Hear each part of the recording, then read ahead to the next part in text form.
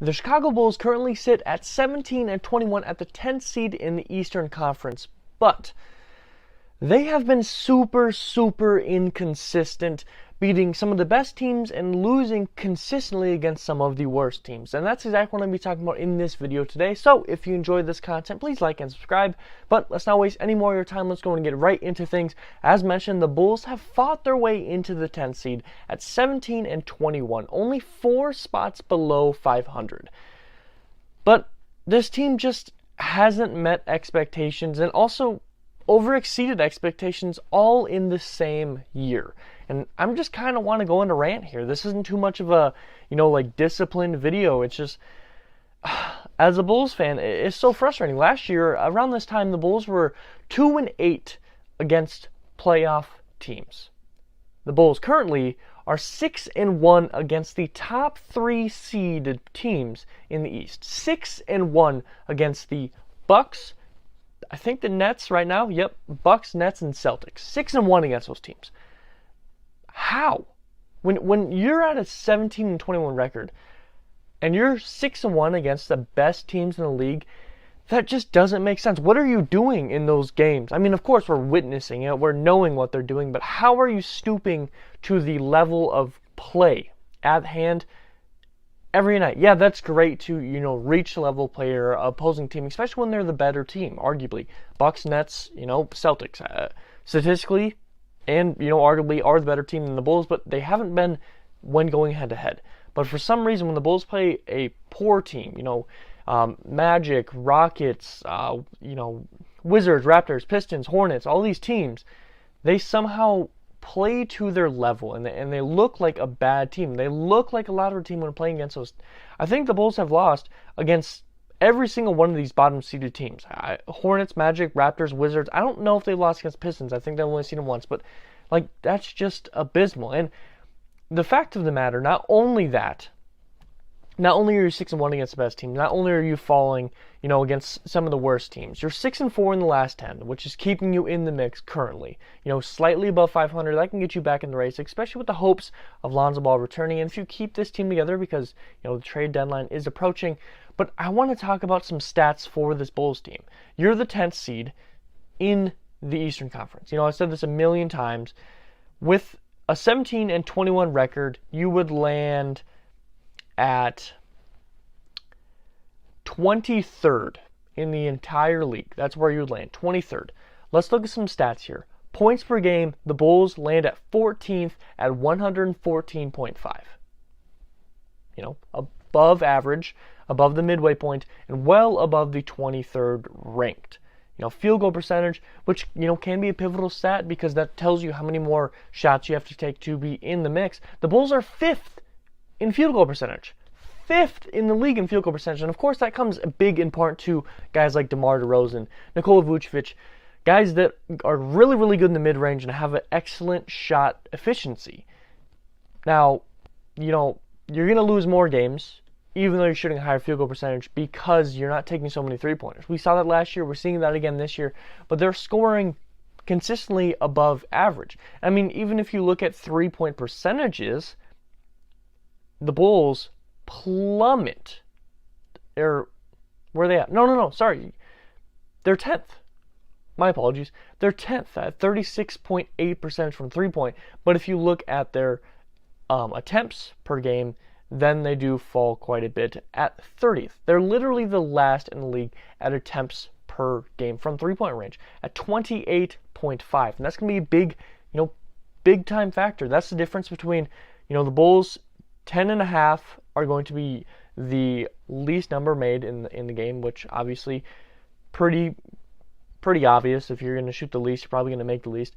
10.5 three-pointers made per game. 16.1 for the Golden State Warriors. So you have 6, at least from very bottom to the very top, you have 6 extra three-pointers made per game. That's going to lead to a massive difference. 18 points. Of course, that's going to lead to some losses, and that's going to be a huge factor in this. Now, of course, like as mentioned, the Bulls at 14th, 114.5 points per game, that isn't all of it. Their defense has not been great. And if we look at points allowed per game, The Bulls sit at 18th, slightly below average, averaging 115.5. 115.5. And you're only averaging 114.5. So you're losing by 1 point every single game.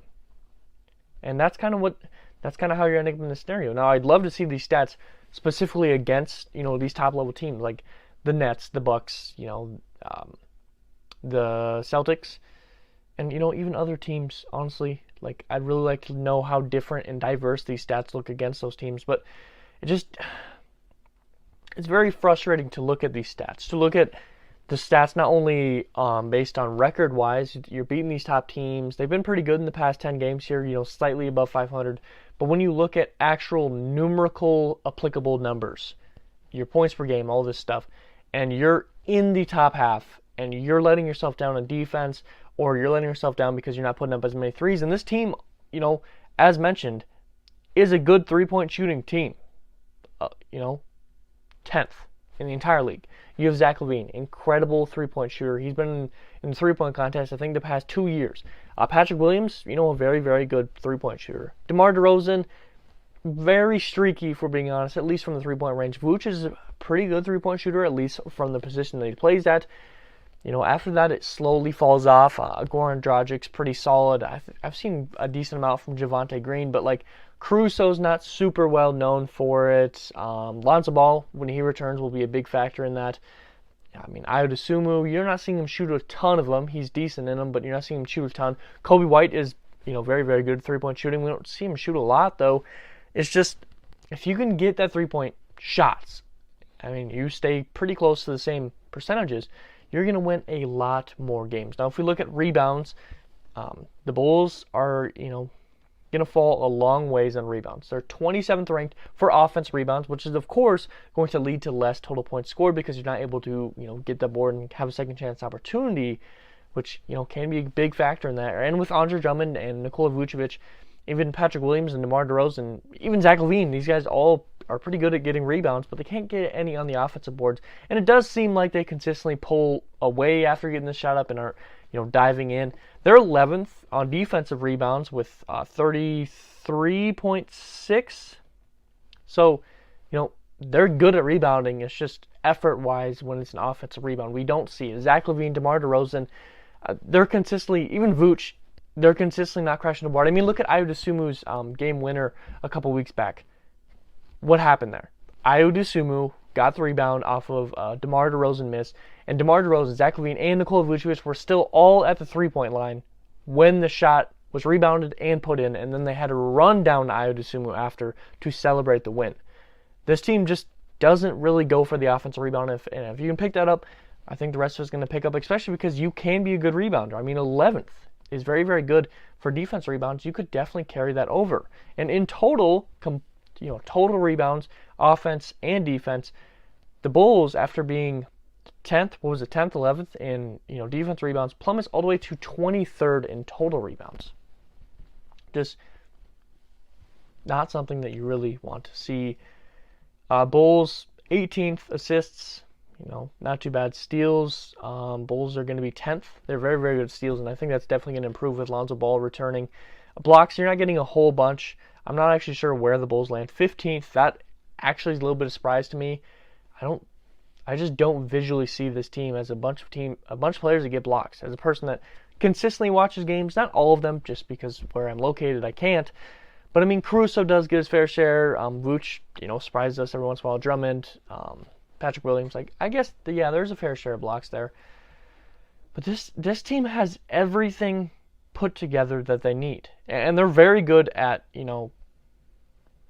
being consistent, but the problem is they're also inconsistent. There's no way to explain what I'm trying to say here. They're consistent at stooping to the levels of their player, but they're inconsistent at the level of play because they're flip-flopping around based on who they're playing. And, man, the Bulls just got to figure it out. You're ranked 24th in, just from being down 1 point per game difference, you're at 24th in plus-minus for points per game. I know this is a rant here, but I can't comprehend how the Bulls are 6-1 against these top teams and just can't beat these bad teams. I mean, if we look at the Bulls schedule here and we pick up right where we're at currently, which Bulls just beat the Nets. They lost to the Cavs 2 games in a row. One massive, massive game from Donovan Mitchell, 71 points, which, by the way, was 2 different infractions where the NBA announced the next day where, oh, this should have, not occurred, shouldn't have went to overtime because Donovan Mitchell had like a lane infraction. DeMar DeRozan was fouled on his final shot in the Cavs game. I mean, it sucks. That's 2 more games that you would have won. You'd be at what's your record right now if that happens? 19-19, is that correct? If you're 17-21, you'd take away 2. Yeah, you'd be at 19-19 if those games get flipped. Now they don't. I'm not here to pout and scream about it. It would have been nice, but you don't. And plus you would have had a better record against now the top 4 seeds in the East. But if you take a look back, just beat the Bucks, but you lose to the Rockets on, December 26th. The Rockets are the worst in the entire league. Is that correct statement? Or the Hornets. I mean, the Hornets have 1 more loss. You lose to the Rockets by a fair margin. Is just horrible. You get completely blown out by the Timberwolves. You lose to the Knicks back-to-back. Knicks have been pretty decent, if we're being honest. You blow out the Mavericks, who have looked, very solid. And, it's just super, super inconsistent through and through. And at the beginning of the year, it was almost much, much worse. You lose to the Mavericks, or to the Magic in November 18th. You drop a game here to the Raptors, and the Raptors are outside the playoffs right now. You do win the very next game here. It's just so inconsistent from this team, and it just doesn't make any sense. Another loss here to the Wizards. It's just super frustrating as a Bulls fan to look at what this team can do and what they are doing, because I know it's a rant, and I've said the same things like a million times. If this team played how they played against top teams, who they're 6-1 against, easily this is a top 4 team in the East. Easily. I mean, you're 6-1 against the top teams.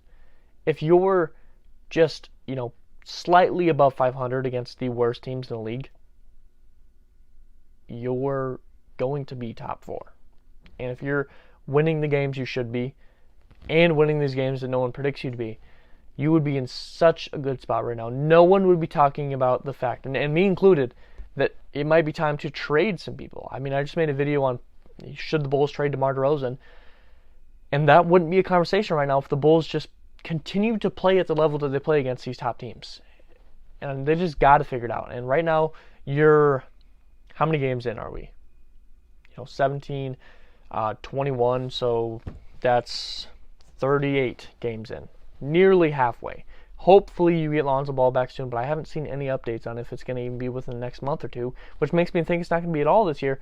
But you're nearly halfway through the season. If you can figure it out right now, you're in the play-in, which, but I don't see why this team should be a play-in team at all this year, no matter how good the East has been. I mean, 76ers have an MVP candidate in Joel Embiid. Cavaliers have been incredible. Donovan Mitchell just went crazy. The Nets are on like a 12-game win streak. Nope, they just lost one. So they were on a 12-game win streak, just lost one. Bucks don't look as great as they have throughout the past couple years here, but still look really, really good. The Celtics look really, really good. They're coming off a 2-game loss streak. You have some surprise teams in here too. Pacers, Knicks. I don't think Knicks are too much of a surprise because they were supposed to be in the mix last year. But, man, the Bulls should not be a playing team this year. I could easily see them stealing this spot from the Knicks. They just got to figure it out. How do they figure it out?